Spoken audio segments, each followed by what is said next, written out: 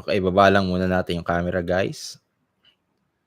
Okay, what's up, guys? Welcome back to another episode of the show. This is your host, Sir Eros.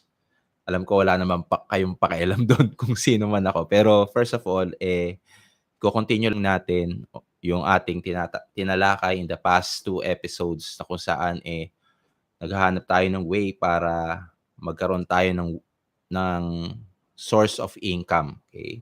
Dahil bukod sa pagiging audiologist, ang paggawa ng vlog ay medyo familiar ako sa ginagawa natin.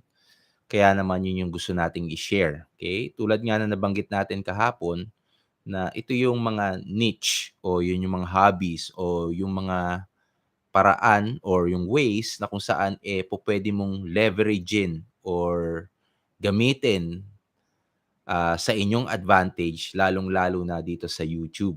Okay? So, yung topic natin, continuation nung top 1, yung episode 1 and episode 2, okay? Nandun pa rin tayo sa planning stage, okay?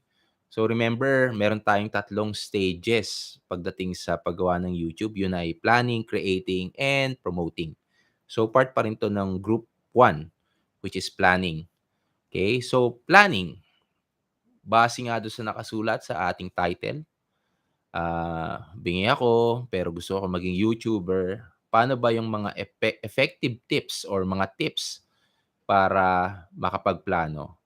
Una sa lahat is dapat ma-identify mo kung ano ang inyong objective, bakit kayo gumagawa ng content, okay? Let's say for example, ako, 'pag gumagawa ako ng content, sinisigurado ko na meron akong end goal. Ano ba yung dapat matutunan ng aking audience, which is kayo, 'di ba? Specifically yung mga taong may hearing impairment na hirap makadinig, okay? So yun yung parati kong nasa isip, paano ko kayo maka-capture dito sa ating, ginagawang, pagba-vlog, okay? Pangalawang tip para sa pagpaplano is dapat malaman mo yung or kung sino ang inyong audience, okay? So halimbawa, ako, kunyari ako'y isang basketball player. Siyempre yung mga audience ko is either, kapwa ko mga basketball player din or topics about, kung ano ba yung pinakamagandang bola, paano bang shumot ng tama, yung mga gano'n, okay? So, yung audience mo kung sino yung tina-target mong mapanood 'tong video na 'to. Again, babalik tayo sa example ko as an audiologist, as a vlogger. Itong episode na 'to ay para dun sa mga taong may hearing loss na kailangan ng pampondo para makadinig uli sa pamamagitan ng YouTube pag-create ng inyong content, okay? Pangatlong tip is siyempre kailangan parati kayong nag-iisip or parati niyong iisipin kung ano yung maganda pa o yung aabangan ng inyong audience, okay? Minsan nagpapa-survey tayo para malaman natin 'to and siyempre para ma-prioritize natin kung ano yung mga episodes na kailangan nating ipalabas, okay? Minsan, nagkakaroon ng mga insidente na masyado tayong maraming content, masyadong maraming episode na pupuwedeng talakayin. Ang tip number 4 natin do'n is siyempre kailangan mong igrupo yung mga content na yon at again, pagpaplanuhan mo kung kailan mo siya ipapalabas, okay? And lastly, siyempre 'pag naplano mo na, kailangan isusulat mo, okay? Ito yung pinakaimportanteng part, kailangan mong isusulat yung inyong plano dahil itong pagsusulat na 'to pupuwede mo siyang gamitin later on dun sa description pagdating dun sa iyong content, okay? Yun yung sinusulat sa baba, yung binabasa kadalasan. So, minsan yung mga 'pag sinulat mo na siya, in-structure mo na siya, yung script mo, pupuwede mo na siya ngayon ilagay dun sa inyong content, okay? So, yun yung ating plano, okay? Tulad nga nabanggit ko, yun yung mga 4 na tips. Kung mapapansin niyo 4, konti lang. Pero dahil 4 lang, kasi 'pag masyado maraming tips din, minsan hindi kayang proseso ng ating utak na, uy, masyadong kailangang maraming alamin para hindi rin kayo ma-burnout. Kasi sa totoo lang, real talk, pag YouTube mahirap. Mahirap siyang gawin kung hindi kayo nagpaplano, okay? So, yun yung strategy natin. So, for this episode, meron na tayong or for the past 3 days, meron na tayong mga ideas, di ba? Una is yung introduction natin about YouTubing, kung ano ba yung mga stages. Pangalawa is yung paghahanap ng niche o yung kung anong different sa inyo. Okay, yung hobbies nyo, yung specialization nyo, kung saan kayo magaling, or kung ano yung mai-offer nyo sa lamesa, kung ano mailalatag nyo doon sa inyong mga viewers. At syempre, itong bago nating episode for today, live, is yung pagpaplano. Okay? Mahahalin tulad lang din natin yan sa in total, bakit nyo ginagawa tong o ba't kayo nakikinig dito. Siyempre, gusto nyo magplano na magkaroon kayo ng hearing aids, di ba? So, yung end goal mo, objective mo, by within a year or within 2 years, o kahit ano pa man yan, aabutin ko yan. Okay? Tatry kong abutin yung goal na yan. Paano mo gagawin yun? Siyempre, kailangan mo magplano. Ano ba yung mga strategies mo kailangan gawin?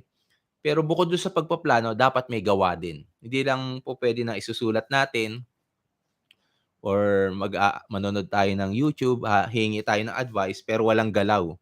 Ibig sabihin nun, o sige, alam nyo nga, may idea nga kayo, pero kung hindi kayo gumagalaw, hindi uusad papunta dun sa goal. Okay? So, kahit ano naman sa buhay, parati naman ganun, kung may plano ka, dapat may movement. Okay? May movement. Tuloy lang. From time to time, yung movement na yon, magpe-fail kayo. Pero habang nagpe-fail kayo, dapat isipin nyo parati, kaya kayo nag-fail is kulang kayo ng skill. Kulang kayo ng skill para magpatuloy. Hindi siya sign ng kahinaan, pero meron lang sa inyong kulang that time na kailangan nyo ma-acquire para malalagpasan nyo na siya later on at patuloy pa kayong maging magaling. Okay? Tulad nito, kaya kayo nanonood ng ating channel, some parting words, di ba? Na kaya kayo nanonood is gusto nyong malagpasan ang inyong status ngayon na meron kayong paghina ng pandinig. Okay? Paano kayo uusad kung hindi nyo malalagpasan 'to? So, ibig sabihin, ano ang kulang sa inyo? Maaaring ang kulang sa inyo, isang hearing device para makadinig uli, para magtuloy-tuloy ang inyong pag-unlad, kung ano man yung goal na inyong tinatahak. Okay?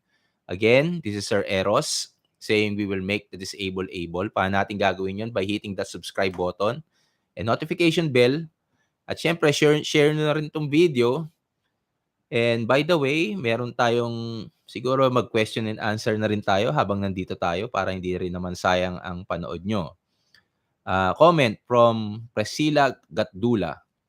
Doc, hindi naman po sumasakit ang tenga ko, pero parang may nakabara sa loob. Bingi po ako, tapos pag lumalakad ako, kumakarugkog ang left ear ko. Okay.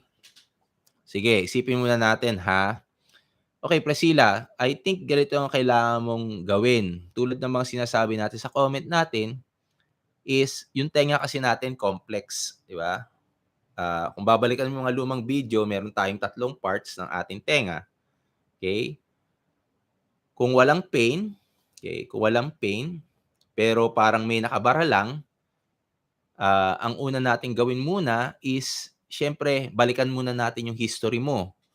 Ano ba yung nangyari bago kayo nagkaroon ng pagbabara? Kasi hindi naman po puwedeng or pupuwede rin na biglaan 'yan na nagkaroon kayong paghina ng pandinig or nagkasipong kayo, nagkalagnat kayo, saka humina ang inyong pandinig, okay? Kasi kahit papaano do'n malalaman natin kung saan nanggagaling, or kung ano yung affected part ng inyong tenga. And then pangalawa is kailangan niyong magpa-hearing test para kahit papaano is do'n sa mga parte na 'yon, alam natin kung saan nagkaroon ng problema. Pero base sa, "Hindi po ako nawawalan ng sipon." Oh, so 'yun na nga. So sinabi mong 'di ka nawawalan ng sipon, kung babalikan uli natin yung ating, mga episodes before, 'di ba? 'Pag nagkakaroon kayo ng baradong sipon, explain ko uli, meron tayong tubo dito na tinatawag na eustachian tube. Yung eustachian tube na 'yon, 'pag may sipon kayo, pupuwedeng namamaga or may baradong sipon. Ang nangyayari is, tini-trigger niya yung tenga mo na magtutubig yan sa loob. Yung unang stage gano'n, magtutubig and eventually puputok siya. So, during that time may pain, masakit. Pero over time dahil pumutok na nga siya at palagi siyang butas or, hindi na siya gumaling, mawawala yung pain. Pero pakiramdam mo nabarado yung tenga mo, okay? Ngayon kaya tayo magpapa-hearing test is para makumpirma natin kung yung eardrum mo ba ay nagsara, naging nagpeklat, or hanggang ngayon butas, okay? So suspecha ko yung sa'yo it's either na masyadong malambot yung pagkapeklat niya na nababalot niya yung tinatawag nating ossicles o yung mga buto kaya hindi siya gumagalaw, okay? Pupuwedeng gano'n. Yung pangalawang senaryo is hanggang ngayon, butas pa rin yung eardrum mo na kung saan, kailangan mong ipa-assess sa doktor. Pagkatapos magpa-hearing test, pa-assess mo sa doktor kung ano ba yung necessaryng mga plano para gumaling ito or kung hindi man gagaling, ano ba yung pupuwede nating options at kung ano yung pupuwedeng gawin, kung surgical man, ano yung timeline na kailangan nating sundin para siguradong magsasara siya at matulungan kang makadinig uli, depende dun sa hearing test mo. Okay? So yun clear yun hearing test, kung kailangan ng surgery o pa-opera o gamutan, magplano ka o related sa topic natin, magplano ka. And then, pagkatapos nun, kung ano man yung kalalabasan ng surgery, ang babalikan natin ngayon is yung unang hearing test mo kasi yun yung baseline mo, okay? Sana klaro sa'yo Priscilla yung intention natin is para clear lang sa'yo at siyempre hindi ka rin mawalan ng pag-asa na may chance, may chance. Kasi feeling ko tulad niyan, nagre-reply ka sa'kin, nagre-reply ka sa chat room, ibig sabihin, kahit papaano nape-perceive mo yung boses ko dahil wala tayong closed caption. Okay, so yun din yung intention natin dito is para mahila natin yung mga hindi pa ganong malala na may hearing loss, okay?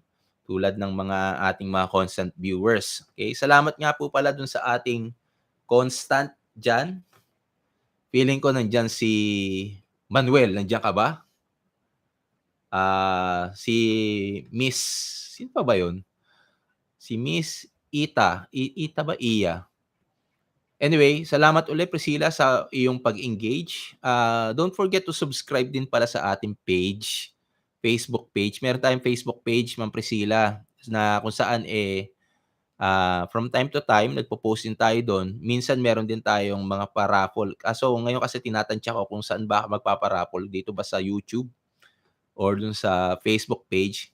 Hindi naman siya malaking halaga pero, minsan din may mga hearing aids pero try mo na lang din mag-join kung interested ka. Meron lang tayong mga small, mga guidelines kung paano sumali dun sa ating munting mga, ano bang tawag dun, palaro, parang gano'n, palaro. Okay, salamat po uli sa ating mga viewers for today. Hanggang sa uulitin, magkita-kita po tayo uli bukas para sa ating episode number 4 na kung saan tatalakayin natin yung iba pang topic, paano gumawa ng YouTube channel, lalong-lalo na do'n sa may mga taong may problema sa pandinig, okay? Hanggang sa muli, nandito uli si Sir Eros saying bye.